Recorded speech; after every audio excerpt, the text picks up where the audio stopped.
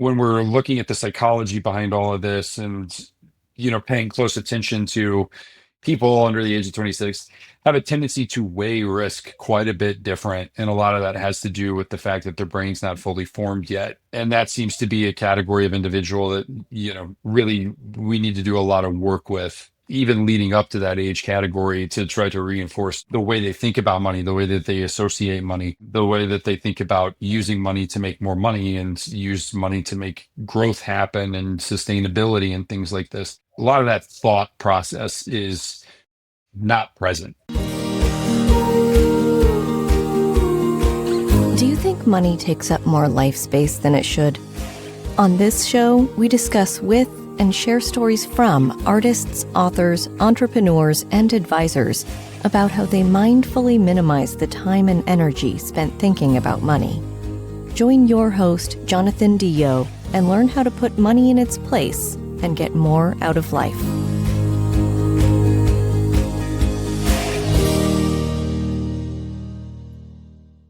Welcome back. On this episode of the Mindful Money Podcast, I'm chatting with Daniel Umfleet. Daniel's the president of the Kindbridge Research Institute and the founder and CEO of Kindbridge Behavioral Health. He has advised C-suite executives on mental health care strategies, designed consumer-facing education programs, and lobbied for better mental health provisions and funding for mental health services. I wanted to have Daniel on the podcast because the Kindbridge Research Institute is in partnership with UCLA has launched the Financial Stability and Responsible Gaming Initiative, or Gambling Initiative, the first coordinated U.S. effort to address gambling-related financial harm through a public health lens. Daniel, welcome to the Mindful Money Podcast. Very happy to be here. Thanks very much for having me. I'm excited for the conversation. Before we dig into the meat of this, where do you call home and where are you connecting from? Denver, Colorado, which has recently been labeled home. We just moved here in July of 24. Spent the last 10 years previously over in the UK. So coming back to the United States for the first time in quite a long time. And I got to say, I'm really enjoying Denver. Denver's beautiful. My favorite cousin lives just outside of Denver. Love it. Where'd you grow up? I grew up in St. Louis, Missouri. So I spent the first 18 years of my life there and then bounced around. So I did Southern Missouri for my undergrad and then hit the West Coast for a while and continued learning, and then got linked up with a management consulting firm that took me global. And I spent a huge portion of my adult life overseas and met my wife in Vietnam in 2010. She's British. We were assigned to the same project and we decided to move to England when we settled down for a little while. And then in 2020, we decided we were going to work on Kindbridge in the United States. And we just permanently relocated over here last year. Beautiful. Going back to those first 18 years, what did you learn about money, growing up at the knees of your parents and grandparents? Not a lot. Not a lot. I think actually, when I talk to my mom now, one of the things that my mom says she wishes she taught me earlier was money management. I remember in eighth grade, we actually had a guy from Monsanto, which, he came into the classroom to teach us about how to balance a checkbook, which seems strange considering it's from Monsanto, but there was some sort of community outreach project that Monsanto was doing on teaching kids about early money management. My parents always sort of emphasized the importance of a savings account, but I would say that was pretty much it. And then I managed to escape high school and university without doing any sort of finance classes or money classes. So yeah, I would say I come from very little knowledgeable background around how money works. It was only through sort of self-discovery and self-learning that I kind of know what I know today. Yeah, you're not alone. I think that's how most of us come to it, is by self-discovery. Take just a quick minute and give the Mindful Money audience your career arc. Like, how did you get here? That actually people like hearing the story. So when I graduated from university, I took a job with a consulting firm. Yeah. And it was pretty much my first job right out of school. And that was like the poor man's MBA, as we like to refer to it. I was helping Fortune 500s and Fortune 100s optimize business systems in a way that helped with profitability and efficiencies. And then started getting much more into like product line development and go to market strategies for new product lines or shifting portfolios from one product to another. I handled two verticals. I handled a healthcare vertical and I handled an oil and gas vertical. And I would often sort of flip back and forth in between. Doing this job was really like my sort of fast education around money management systems and how money works from a corporate perspective and from a publicly traded company perspective and things like that. And then let's see, we took a bit of a deviation when my wife and I got married. We decided we were going to kind of slow down and get off of the consulting circuit. She was a consultant as well. So we started opening up coffee shops in England where we lived. It was really a response to not having access to good coffee because we had lived in several different parts of the planet where coffee was taken very seriously. And we had experienced what really good coffee was, and we just couldn't find it where we were in England. So we actually took it upon ourselves to solve the problem. And while we were doing the coffee shops, I had also taken a contract up in Aberdeen, Scotland with BP and the consulting group that I used to work with called Rinwar. And I was going up and down from Aberdeen to Southampton, which was, it's like 2 hours in the air ballpark, Monday through Thursday. And there was this startup that was constantly occupying one of our coffee shops for the Wi-Fi. And every time I was there, I would ask them questions and they would ask me questions. And we came to a point where my wife was pregnant with our second, and I needed to stay home. Like she was put on bed rest and I needed to stay home. So I basically needed to wrap what I was doing up in Aberdeen. And I walked into the coffee shop and I said, do you guys have money? And they said, yeah, we just got funded. And I said, great. Do you need some help? And they said, yeah, do you want to be our COO? And I said, sure, why not? I knew very little about what it was that they did, but I was really happy that I stepped into it. There was a little company that was building a product for the UK Gambling Commission, which was designed to help people who wanted to stop gambling, block themselves from being able to access any online sites that had gambling mechanisms on them. It was actually a really cool project. One of the things that I noticed pretty much straight away as I started lifting the hood and getting to know the product and getting to know the users that were using the product was that there was a lot of mental health issues that were directly related to what these people were experiencing and what they were talking about when they were using the app and the service that we were providing. And that got me very interested. And so like that kind of took me back to my sort of healthcare roots. And I started asking a lot of questions about what services are available for individuals in situations like this, and started working on bigger infrastructure projects within Europe and within the UK. And in 2018, when PASPA got overturned by the Supreme Court, which allowed sports betting to enter and become a state decision, I got really interested in what was happening over here because I had spent some time over here previously, sort of lifted the hood a little bit and started asking some questions across the US to stakeholders that were in the space of helping individuals with gambling problems. There wasn't a whole lot of infrastructure anywhere. This was a very niche sort of community of people that were highly passionate and very dedicated to trying to help, but had no access to like any real funding. There wasn't really any innovation in the space. I had contracted with Rutgers University to start doing some landscape analysis for us to get a good understanding of what existed and what didn't. And it really got me, kind of lit a fire in my belly to put some good infrastructure in place over here for individuals that were suffering from gambling related harms. COVID hit, right? Like there was no real use case for us in any capacity over here until COVID hit. And that was basically because PASPA had just overturned and states were legalizing and everybody was really focusing on getting markets open. And there wasn't a whole lot of focus on consumer protections yet. We knew it would come. And then when COVID hit, we just basically started looking at how people were getting to the doctor and how people were getting to clinicians. And we thought building a telehealth company and a research institute would actually solve a lot of problems really, really quickly in terms of sort of leveling the playing field for people to have access to resources. So yeah, that's the arc. So I see things like financial literacy or lack of literacy and financial stress statistics all the time. I don't see much maybe yet, I guess is the way to put it, in terms of gambling or gambling addiction statistics. Can you rattle off some, like what percentage of people, what are their outcomes? You've done some research. What do we see going into it as the negative or the statistics that exist?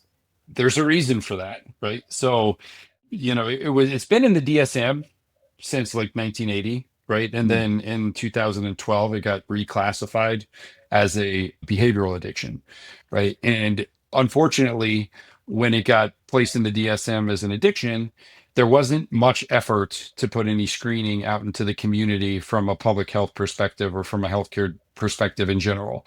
So this is a disease that sits inside of a manual that most clinicians have absolutely no idea exists, right? So you bring up a very good point, which was part of like my desire to get in to do something was I had a buddy. He's one of the original co-founders at Kindbridge with me, who about 6 months before we started this, I called up and I said, "Can you do me a favor and run a query?" And he was able to run against a bunch of different CPT codes that I'd given him to look to see how gambling disorder was presenting in data sets across Medicare, Medicaid, and a couple of the large payers. And he came back to me and he was like, "Man, there's like nothing here. There's like nothing here. There's a little bit, but there's not much. It's like a blip, right?" And I thought this is where it is. Like we have got to get a lot more transparency, clarity, awareness around the fact that this is a disease and that people need help with this particular problem. And if it goes unchecked, it leads to higher acute situations down the line with comorbidities and co-occurring addictions. So we have done a ton of research in this space. The population that we spend the most amount of time with is the military. General population is a little bit different, right? Situations where you have folks that are sort of like military personnel or professional athletes or collegiate athletes that are in high pressure situations and highly competitive environments and things like this. These are the populations that we tend to see higher utilization of service rates. It's hard to get a sense of the size of the problem from an addiction perspective because there's no measurements out in the community that allow us to quantify it. So it's Hmm. one of those we're going to need to sort of wait and see. A lot of what you read when you Google, like, what's the prevalence of gambling disorder across the country, you're going to see a range of anywhere from 2 to 7%, right? And a lot of that is old anecdotal information that has just sort of made its way as legacy information into the environment where we're in today. What I can say, which I think is very interesting, is like Cambridge has gotten really in tune with a lot of the casino operators to help workflows inside of the casino landscape where we have the opportunity to identify player patterns early and then route them into behavioral health services or educational modules early, or in some instances when somebody basically puts their hand up and say they want to quit, and we're seeing good response rates as we go directly to the customer through those channels. Hmm. So one of the projects that we wanted to work on to get a better understanding of, like, if you meet someone where they are when they're in trouble, will they take up services? The answer to that is yes, but at what rate and how big this is, tough to say. What I can also say is, like, because of the way that we do it, what we're finding is a lot of people who don't have an addiction. We're finding folks who are, effectively touching the stove a few too many times and burning their hand, and they're starting to feel the pressures of what it's like to miss a car payment or fall behind on a mortgage or make some decisions about what gets paid for and what doesn't. And we're seeing folks that are to supplement some of these things instead of sort of like reining back their sports betting habits or their gambling habits, they're going out and they're getting more jobs. So, Hmm. they're going and they're driving Uber or they're taking a second job to try to make ends meet. Mainly because, like, as you spend more time talking with folks, they're really into this idea that they can make money off of gambling or sports betting, but they don't have the information that they need to make really good decisions about how this is going to impact their finances and just how the odds are pretty much Yeah. against them in all cases. So like there's a lot of education and harm prevention that you can do by raising awareness around how this can impact budgets and throw you on tilt, basically. What specifically? I want to get specific on what is a gambling behavior. Is it just sports betting, or is it just the tables, or what qualifies as gambling behavior? Well, I think gambling behavior is one thing, but I think unhealthy gambling behavior is probably what you're actually like getting Yeah, at, right? yeah, People have a relationship with money where like when they part money with ways that they're not comfortable with or that it makes them feel weird, it kind of gets their back up a little bit, right? They don't feel right about losing that money. And so then they start chasing that money, right? And so they start placing more bets. And all of a sudden, if you look through somebody's financial history and you see maybe, hey, I bet on the Super Bowl here, or, maybe I bet on the World Series or whatever it is. And then all of a sudden you start seeing financial patterns where it's like, okay, well, I went from 2 deposits a year to 2 deposits a month to 2 deposits a week to 2 deposits a day to 2 deposits an hour, and it just kept amplifying, and it just kept adding up and adding up and adding up and adding up and adding up. Now, there are things that are very interesting about individuals that tend to suffer from addictive behavior related to gambling.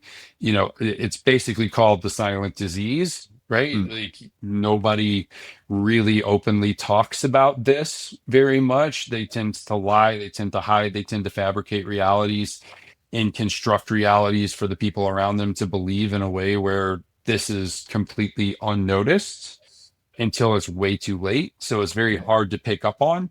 But from some of the things that we see in treatment for folks who are coming through who are struggling with gambling related issues, it is extremely common in over 50% of cases. There's an acute level of depression. There's high presence of anxiety. There's high presence of insomnia. There's high presence of ADHD. There's mm, high presence of schizophrenia. There's high presence of bipolar disorder. There's high presence of nicotine use. There's high presence of alcohol consumption. The bottom line is like that could be anybody, yeah, right? yeah, So like what we want to try to make the point on is like, listen, if any of these things present, right? Just ask the question, are you feeling any stress related to your finances? And you can usually start to unwind the situation from there and get a good, clean picture of what's going on, right? There's a lot of stigma and a lot of shame that surrounds these yeah, for particular sure. issues as well, Yeah. right? It's, folks in our society who don't manage money well, or, they tend to think to themselves, money's not for me. This isn't a language that I speak. I don't know how to do this. And they don't openly talk about whether or not they have growth strategies for portfolios, whether they have a portfolio, whether they have savings, whether they have savings goals or anything like that. And so this is something that tends to really sort of fly under the radar in a Yeah. lot of cases. But when you recognize that there's so many other things that are typically present, and you start asking the questions around what's going on with your finances, you start getting some answers and you Yeah. start teasing out the direction that you need to go to start dealing with some of the unhealthy behaviors. So it's very interesting to me because I actually generally think that, and we talked about this before we got on, like we didn't learn anything about personal finance at all growing up. We didn't learn about it, in high school. We didn't learn about it in college necessarily, unless you seek it out. No one teaches you this stuff. And so I've been doing this for 30 years in the finance world. In the last decade, I've seen some pretty major shifts. Like we've got the gamifications of trading on things like Robinhood, these investor apps, the introduction of crypto and NFTs, the GameStop mania, legalized sports betting we already talked about. I just feel like there's this financial time bomb. And I wasn't at all surprised when I heard about your partnership with UCLA and the idea that, hey, we need to research this. So can you just speak to gambling as this early sign of distress? And what are some of the like educational tools we can apply that help people stay out of it? This actually opens up a much sort of broader prospect. Like the stuff that we see going on with like the Gen Zers, Yeah. right? And like sort of like the late stage My kids. millennials, right? Yep. And then the alphas, right? There is a complete disconnect between the value of a dollar and the amount that is being spent in the virtual ecosystems, right? So ultimately what I mean by that is like kids are engineered in a way now where a lot of what they do takes place online and it takes place inside of an app environment. And video games aren't what they used to be, right? So like when I was growing up, and I, probably we seemed like we're probably close in age, right?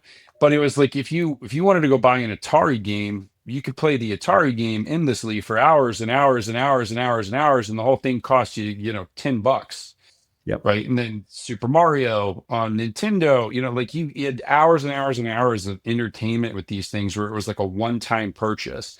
But now, for pretty much everything that these kids are engaging with, is you get push notifications for special deals inside of games. You're being asked to make microtransactions pretty much daily, if not multiple times a day. 99 cents 5 times a day, 30 days a month starts to add up in a way where you're not quantifying what the impact is on your budget or if you're even paying attention to a budget. And a lot of times it's the parents that are footing the bill with the younger kids. And so, like, what we see is we see parents who come in and they're like, does my kid have a gaming addiction? What's the problem? Because they're feeling it in the pocketbook. And so they become concerned about the play, right? And the reality is it's everything that you do inside of that game. You can now customize everything. You can customize the shoelaces, you can customize the sword or the weapon that they're using or the coat that they're wearing or whatever it is. And every time you want to do that customization, it's, you buy a 99-cent loot box and maybe you'll get something that's got a high power value to it or gives you better health or whatever it is for the game, right? And then a lot of times, the algorithms in the game make it complex to move up levels. And so in order to move up levels, you have to have a sustained level of patience to go off and earn all of the things to move up a level, or you can buy things right away that'll allow you to move up the level, right? So the gamification of pretty much everything is creating issues everywhere with every mechanism, right? So, fast forward all of that, right? And you've always said this is a culture we've had daily fantasy sports around since before I was in university, even, right? Like it's always been around. Like gambling's always been sort of in our culture, whether we want to admit it or not. Now, flip all of that on its head from traditional mechanisms into a format where you're getting continual push notifications, you're getting offers and deals to sign up, or you're getting bonus bets or things like this. Like the casino industry is literally leveraging the same thing that everybody else is doing, right? And it's just this happens to be tied to more risky financial situations if you're not careful. And so I think like that's a big thing to pay attention to, right? Is because like when we do think about, and this is part of what we're doing with UCLA, we're doing this big landscape analysis. We're coming across credit unions, banks, payer systems, payment providers, sort of like you name it. If there's money trading hands somewhere and it's involved in anything sort of casino oriented, we're just looking to take we're looking to take a peek at what these verticals and these institutions have in terms of knowledge and information to pass on to their customer about what responsible gambling looks like, about what safeguards look like, about what addictive behaviors look like, about how to protect their money in a way where that money continues to be thought of in a growth mindset instead of sort of like a dwindling mindset. And so, like, that's sort of the crux of what we're looking to do with UCLA here is get a really deep understanding of all of the financial systems and how they're addressing education that goes out to individuals that bank with them or use their services around the next generation of individuals and all of the microtransactions and all the gamification of literally everything that's going on is a real dangerous way to get yourself into some debt really, really quickly that becomes really, really hard to get out of. And then you add in the layer of putting a lot of this activity on credit cards and people not managing credit appropriately. So there's a lot that we can be working on. And with that said, I think part of what we're trying to do also make sure that we can get all of these stakeholders around a table. So anyone who's working in banking, anybody who's working in payment provider, anybody who's working in credit score management, anybody who's sort of in that financial realm, get them around the table with clinicians, get them around the table with operators, get a good level of understanding of what everybody sees, what everybody has, what everybody needs, and then go off and build it and push it out into the system for a new wave of education that makes sense to individuals that are coming up through a system now that is basically gamifying every move that they make in life. All right, Daniel, can you point to some of the markers that would suggest that one's gambling is sort of moving from, safe, intelligent to problematic? What's an early warning for us? If you're starting to miss payments, right, on pretty much anything else life related, or if you're starting to recognize that you're thinking more about getting to the tables, or if you're thinking more about placing the bets than you are about things that we would consider sort of everyday things that need attention in life. Or if you're starting to recognize that you're paying less attention to your wife or to your children, or if your children are starting to get on you about paying less attention to them, these are things that really should make you pause, like just pause to think. There's a big one, which is if you're basically escaping to spend more than 10 to 15 minutes in the bathroom at a time, that is definitely one to look out for.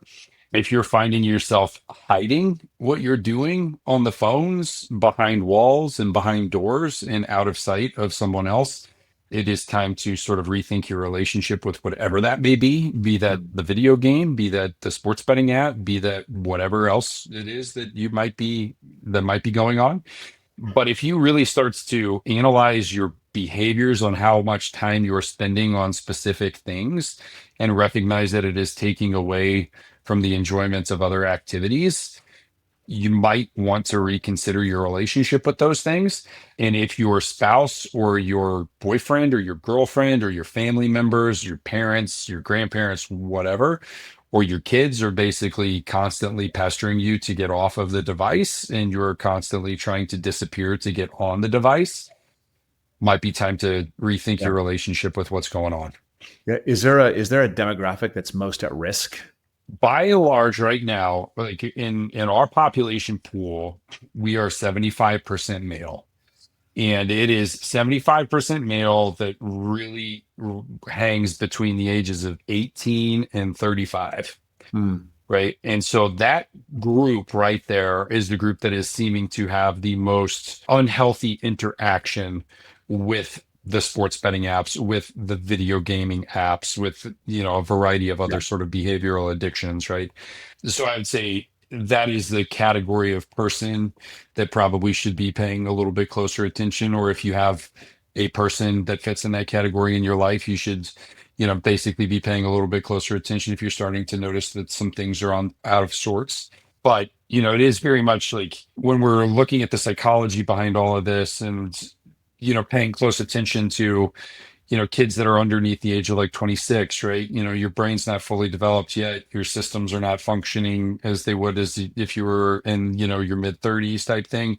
Your capacity for risk is a little bit higher than it is if you have a different life situation where you've got, kids and family members involved in things like this, and you're more focused on retirement goals and getting ahead in your career, right? So, kids under the age of 26, I use that term, they're not all kids, but you know what I mean, right? Yep. People under the age of 26 have a tendency to weigh risk quite a bit different. And a lot of that has to do with the fact that their brain's not fully formed yet, right?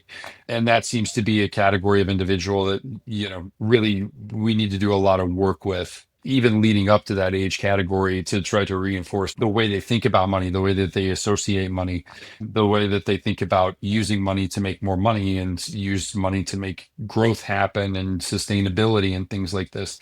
A lot of that thought process is not present. We'll put it like that. Yep. Yep. My 20-year-old actually would come home from work when he was like 15, 16 years old. And he would talk about how the guys in the kitchen they were placing bets on the game, on a soccer game, on a Premier League game, right? Which is, great. We all did that. And he would do it more and he would do it more and he would do it more. And I'd be like, is this, how much money are you losing on this? Like, what is the story here? What I don't know is I don't know the questions to ask to actually delve deeper. I have access to his accounts. I can see that he's not like, there's not a whole bunch of money flowing out, but I do think that it makes me nervous. So what are the kind of questions you ask for a 20-year-old who's, in that situation? Why? I think, what is your fundamental understanding of what gambling is going to give you in return? I think that's an important one to start exploring, right? If And like the really, it's gambling itself is fun because you're doing it with friends, and then that's fine. But if you're trying to do this to like make financial, good decisions, then that's probably a mistake. bingo, right? Yeah. So you got to help that person understand why it is. What is it? Are you doing this because you see this as your way to climb the ladder because you might hit the jackpot and you might win big, right? Or are you doing this because it's part of the culture that you're Yeah. surrounded by and all your buddies are doing it? Yeah. And then the other thing is like, everybody high fives and jumps up and down on the wins, right? And nobody really ever talks about the losses, Nope. right? So like when you're talking about monitoring and like sort of checking some unhealthy behavior, right? People who play arm bandits, slot machines, right? Like they will sit there and mindlessly put in coin after coin after coin back in the day when you still put coins into the machine. Some of them still do it, right? Or they'll tap the button, tap the button, tap the button, tap the button, tap the button, tap the button, and then they'll hit the jackpot, right? And they'll be over the moon that they hit the jackpot. And say the jackpot was 2,500 bucks, whatever it is, right? They'll be over the moon that they won 2,500 bucks, but they will have completely lost any notion that they put in $5,000 to get 2,500, Yep. right? So understanding, making sure that those individuals are also monitoring the way that they're spending their money and quantifying the amount that they're spending, and understand that gambling money or sports betting money really should be entertainment and thought of as an entertainment product, the same way you would think of it as going to the movies. Yep. You have to have a budget for that. Like you have to have excess for that. It has to be disposable income, right? Like these are not things that you sacrifice late payments on car payments for because this game is happening and the odds are so great on this. Like you have to be more disciplined than this. You have got to actually park money aside if this is going to become, like an entertainment feature. And that's fine. That's okay. But you just have to make sure that that person is Yeah. comfortable and understanding that this is not a vehicle for you to go make millions and millions of dollars. Like there are people in the industry that are called sharps that basically dedicate their lives to sports betting or figuring out loopholes in games or like learning the odds of the games in such a way where they play at such a high rate that they get a rate of return and that's how they make their money, right? But like even the best sports bettors on the planet only win like 57% of the time. Right. You Right. know what I mean? Right. So like you got to really, why? What's the purpose? Like, are you doing this because you want to gamble and this is, exciting to you? Or are you doing this because your friends are doing this and you feel like you should do it? Because ultimately, like the end message needs to be like, this is not rooted in any good financial wealth building strategies. Right. Right. Right. Is there such a thing as healthy gambling? Because it's like I sort of remember the big battle with the smoking industry about whether or not there's, smoking is fine, right? Smoking is fine. For decades, smoking was fine. And then we learned, smoking will kill you. Listen, like if you go to Vegas, like, once a decade and you're like, hey man, I just, Yeah. I got $2,000 with me. Whatever I do with it is what happens. Right. And you're like, Yeah. that's It's fine. entertaining. It's entertainment. That's it. That's fine. If you're going to Vegas every weekend or if you're going to Vegas every day, right, with $2,000 and you don't know where that money's coming from that you're going to the table with the next day, that's a problem. Yeah, Right. for sure. I mean, that's another thing is like if things start to look really out of sorts, you got to start looking at source of funds. Like folks who have a serious issue will find money any way that they can possibly find it that's not theirs to gamble with. Right. And that leads to fraud inside of companies, people embezzling outside of their companies, people stealing from their family members, right? Taking out loans from people that you should not be taking out loans to, stealing, Yeah. right? If this looks like an unsustainable habit, it probably is an unsustainable habit, right? But the reality is, for like 95% of the world's, right, this is never going to be a problem. Right. This is, like this is going to be hey, okay, cool. I like that horse. Let me bet on that horse in the Kentucky Derby because I'm Yeah. participating in a social event. Yeah. Or, hey, my team made it to the Super Bowl. All right, cool. I'll put $20 down on my team. Right. Right. Like Those are more sort of regular behaviors that you see the majority of individuals in the country and in the world participate in gambling with. It's the higher level of frequency, right? And it's Yeah. like the Yeah. normal, like we're going through a phase, I think, in the States where like there's, something that has been sort of swept under the carpet and hidden for a very long time. Like it's impossible to make an argument that sports betting didn't exist before No. PASPA got overturned. It's impossible to make an argument that when March Madness rolls around, lots of people don't engage in brackets in their office, right? Like it's impossible to make that argument. The legalization of it and the access to it in a 24/7 manner are the things that, Yeah. are basically driving a lot more awareness around the issue and highlighting a lot of the issues that are developing around it because it's not under the carpet anymore. This stuff was Right. always here. It's Right. just now more visible, right? But for the mass majority of individuals, like it's never going to become a problem. And that's great as long as you've got it parked in your head that this is an entertainment. This is not a method to make money and don't expect to make money, then Yeah. you're going to be okay.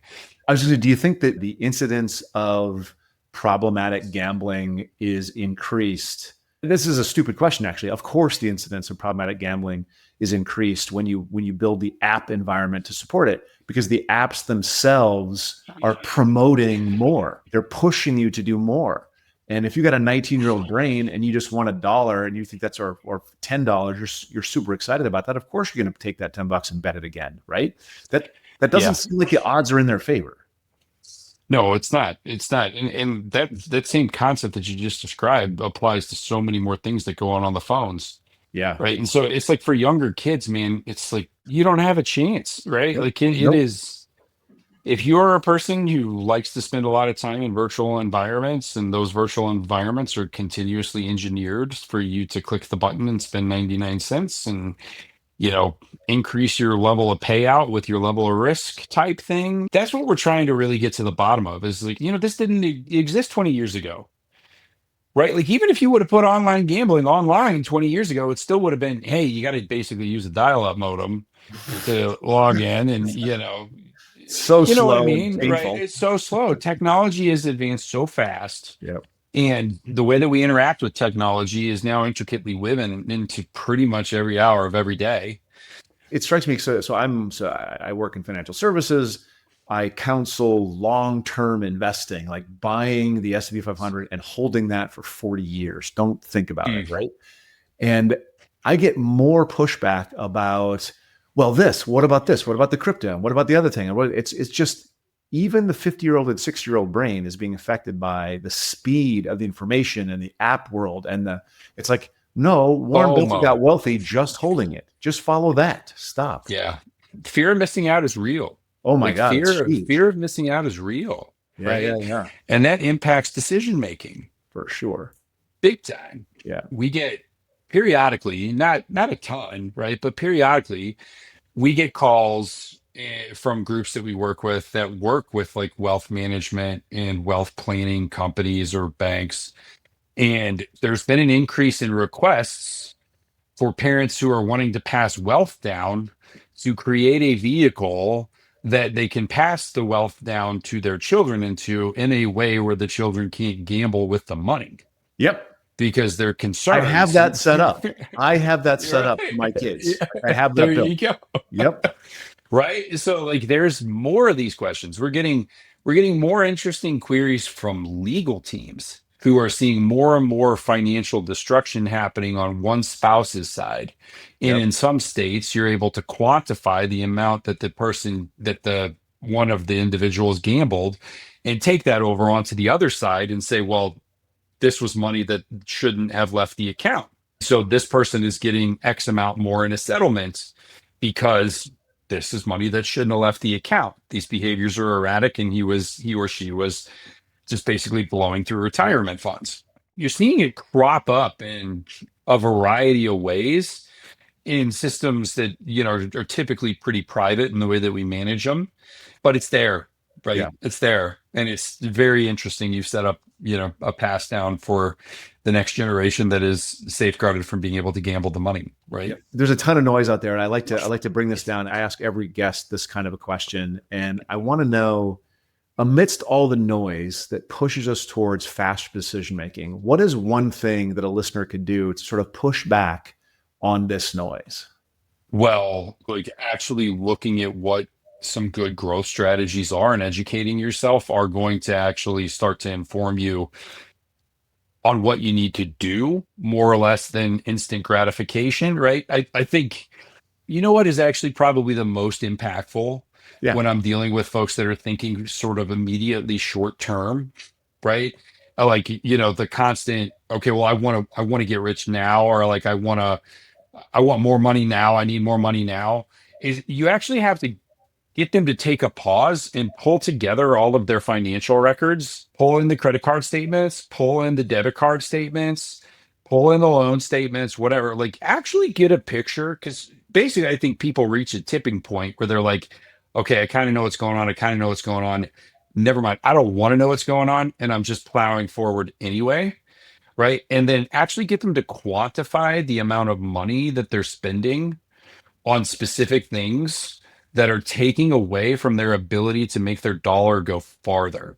Yeah. And basically, what I mean by that is like we get a lot of folks that, it's very like, look, I get paid every 2 weeks. And for the last 4 days of the pay cycle, I'm basically eating out of a tin of beans or out of a bag of bread. Right. And that's basically it. I can't figure out how to make my money go any farther. The economy is crushing me. Inflation is crushing me.